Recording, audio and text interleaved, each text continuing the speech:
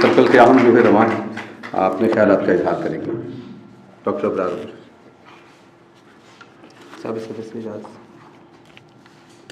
میں انگلش اور اردو ادب کا ایک ادنا قاری ہوں۔ جہاں تک فکشن کا تعلق ہے، میں نے انگلش کو اردو سے زیادہ پڑھ رکھا ہے اور شاعری میں اردو شاعروں سے زیادہ متاثر ہوں۔ 50 سال کا ہو گیا ہوں، سو کہہ سکتا ہوں کہ عمر کا کافی حصہ اس دشت کی سیاحی میں گزر گیا ہے۔ اردو کہانی نے مجھے انگلش ناولز اور کہانیوں سے کم متاثر کیا ہے۔ اردو کا افسانہ نگار یا ناول نگار اکثر مجھے لٹریری منطق سے ہارتا ہوا نظر آتا ہے، اور میرا دعویٰ ہے کہ میں تحریر کے دوران اسے رنگے ہاتھوں پکڑ لیتا ہوں کہ یہاں وہ بے سروپا ہو گیا ہے۔ اس حوالے سے میری مایوسی کی داستان طویل ہے۔ پچھلے دنوں مستنصر حسین تارڑ کے کچھ ناولز پڑھے تو تسلی ہوئی۔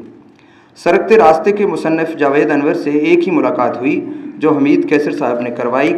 اسے سرسری سی ملاقات کہنا چاہیے کیونکہ یہ گولڑا اسٹیشن کے خواب آلود پلیٹ فارم پر ہونے والی ایک مختصر تقریب میں ہوئی۔ اسی دن جاوید انور صاحب نے ہمیں اپنی شاعری اور افسانوں کی کتابیں عنایت کیں۔ برگد کتاب کے چند افسانے پڑھے اور ان کی شاعری کو بھی ٹاواں ٹاواں دیکھا۔ افسانوں میں جاوید انور کی باریک بینی اور عمیق مشاہدے کی جھلک نظر آئی۔ کچھ افسانے پڑھنے کے بعد سوچا کہ ساری کتاب پڑھیں گے۔ بعد ازاں نوکری کے مسائل شروع ہو گئے۔ میں ایسوسیٹ پروفیسر سے پروفیسر بن گیا، اور میڈیکل ڈاکٹر جب پروفیسر بھی بن جائے تو مصروفیات کی پنڈ اس کے گلے پڑ جاتی ہے۔ مختصر یہ کہ میں برگد کتاب پوری نہ پڑھ سکا، خواہش کے باوجود۔ پچھلے دنوں حمید کیسر نے ان کی دوسری کتاب سرکتے راستے بھی ہمیں تھما دی اور اسے پڑھنے کی تنبیہ بھی کر دی۔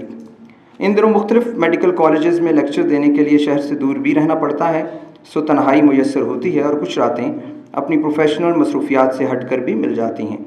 انہی راتوں کی سرکتی تنہائیوں میں نے جاوید انور کے سرکتے راستوں سے دوستی کی کوشش کی۔ جاوید انور ایک بیوروکریٹ ہیں، مگر بیوروکریسی نے ان کے فنکار کو مجروح نہیں کیا۔ اپنی زمین سے جڑے ہوئے اور کہانی میں ڈوبے ہوئے انسان ہیں۔ ان کی تحریر کی جو خوبی مجھے چونکا دینے کا باعث بنی، وہ انگریزی رائٹرز کی وہی خوبی ہے جس کا تذکرہ میں نے اپنی گفتگو کے شروع میں کر دیا ہے، اور وہ ہے منطق، یعنی کہ لاجک اور جزیات نگاری۔ جاوید انور اپنی تحریروں میں جلد بازی کا شکار نہیں، اور نہ ہی اس کے ہاں ایبرپٹ جمپس ہیں۔ انتہائی ملائم طریقے سے کہانی بیان کرتا ہے۔ اپنے کرداروں کے محل وقوع کا اظہار اس مہارت سے کرتا ہے کہ قاری کے ہاں امیجری کا ایک کنٹینیوم بن جاتا ہے۔ افسانہ دروازہ کوٹ۔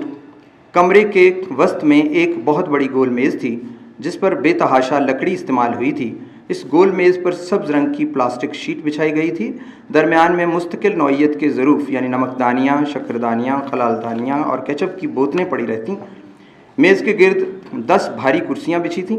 3 مزید میزیں کمرے کے تینوں کونوں میں رکھی تھیں، گویا کہ اس بڑی میز کی چھوٹی ہم شکل بہنیں تھیں۔ انکوٹ۔ سرکتے راستے کا ٹائٹل افسانہ اپنی بنت اور کانٹینٹس دونوں کے لحاظ سے باکمال ہے۔ بہتر ہوتا کہ میں صرف اس ایک افسانے پر مضمون لکھتا اور اپنی بھڑاس نکالتا۔ میٹافر سے بھرا ہوا افسانہ جو اپنے بیانیے، الفاظ کے چناؤ اور بہاؤ کے لحاظ سے ایک منفرد تحریر ہے۔ اس افسانے پر میرا پڑاؤ طویل تھا۔ یہ افسانہ 2 پارٹوں میں پسنے والی زندگی کا ماتم ہے اور کوئی متبادل نہ ہونے کا نوحہ، مجبوری کے دلدل کی تشریح ہے اور بے بسی کا مطلق اظہار۔ کوٹ۔ جب وہ چلتی تو ریت بھرا راستہ اس کے پاؤں کے نیچے سے سرکتا۔ متحرک راستے پر اسے آگے بڑھنے میں سخت دشواری پیش آتی۔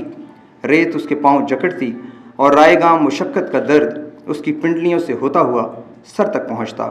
اس کا گورا گداز جسم اپنے اندر سڑتے بجھتے بے توقیر کنوارے پن کا بوجھ اٹھائے اس ریتلے رستے سے یوں نبرد آزما ہوتا جیسے کشتی اتھلے پانیوں سے ہوتی ہوئی دلدلی ساحل میں آ پھنسی ہو۔ اس خرما نصیب کشتی کے چپو کامیاب پانی کو کوستے دلدل میں کھب جاتے۔ انکوٹ۔ حرف لکھنے والے سارے لوگ معتبر اور قابل احترام ہیں۔ اس زوال کے عہد میں جب ہماری نئی نسل، جس کو میں اسٹیرائڈ جنریشن کہتا ہوں، تربیت کے انسانی پہلو سے محروم اور ٹیکنالوجی کے ہاتھوں نچوڑی ہوئی اینٹی ہے، جاوید انور جیسے حساس شخص کی کہانیاں زندگی کا سراغ ہیں۔ جاوید انور کا کرب اور سچائی اس کے جملوں سے عیاں ہے۔ سرکتے راستے کی ایک لائن نے مجھے تشریحات کے صحرا میں پھینک دیا اور میری تنہائی آنسوؤں سے بھیگنے لگی۔ دبے لفظوں میں میں نے حمید کیسر کو کوسا اور کہا، ظالم، یہ کتاب مجھے کیوں دی تم نے؟ کیونکہ میرا اعتراف ہے کہ میں ولنریبلٹی کے کسی نازک عہد سے گزر رہا ہوں۔ ہاں، میں وہ لائن آپ سے شیئر کرتا ہوں۔ یقیناً اس لائن کو کہانی کے کانٹیکسٹ میں دیکھنے کی ضرورت ہے۔ کوٹ۔ کیا میں دشوار راستوں سے ہو کر پھر اس سرکنڈوں، آگ، گلہری، سانپ اور نیولے کی دنیا میں واپس آؤں گی؟ انکوٹ۔ میں سمجھتا ہوں کہ رائٹر کی ذمہ داری ہے کہ سماج کے معصوم ذہنوں پر لگائے گئے قفل توڑے اور حقائق کے آگے بنائی ہوئی دیوار کو در کرے۔ اگر یہ کام وہ نہیں کرے گا تو کیا اس کو سیاست کے گناہ گاروں کی ذمہ داری سمجھا جائے گا؟ جنس کا اظہار ہمارے سماج میں سٹگما ہے، جبکہ ہمارے مذہب میں شاید نہیں۔ زندگی افسانے میں جاوید انور نے انتہائی بے باکی سے منطقی انداز اپناتے ہوئے تربیت کا لہجہ اپنایا ہے۔ کوٹ: میں جنس کو ایک ہوا بنائے بیٹھی تھی، شرجیل نے مجھے سکھایا کہ یہ ہوا نہیں، حقیقت ہے۔ خوف کھانے یا نفرت اور اجتناب کا منافقانہ ڈرامہ کرنے کی چیز نہیں ہے، ماننے، تسلیم کرنے اور اہمیت دینے کی فطری چیز ہے۔ جاوید انور کی کہانیاں نفسیاتی حوالوں سے مضبوط اور سماج سے جڑی ہوئی کہانیاں ہیں۔ اس کے افسانے معمولی، عجیب لڑکی، بادل اور فیک بھی اپنے اندر سینکڑوں سوالات لیے ہوئے زندہ کہانیاں ہیں۔ جاوید انور کی کتاب سرکتے راستے سے میری دوستی نئی ہے۔ میں اس کی خواندگی دوسری بار انڈیوائیڈڈ اٹینشن کے ساتھ کرنا چاہتا ہوں۔ زندگی رہی تو کتاب پر زیادہ جامع تبصرے کے ساتھ حاضر ہوں گا۔ بہت شکریہ۔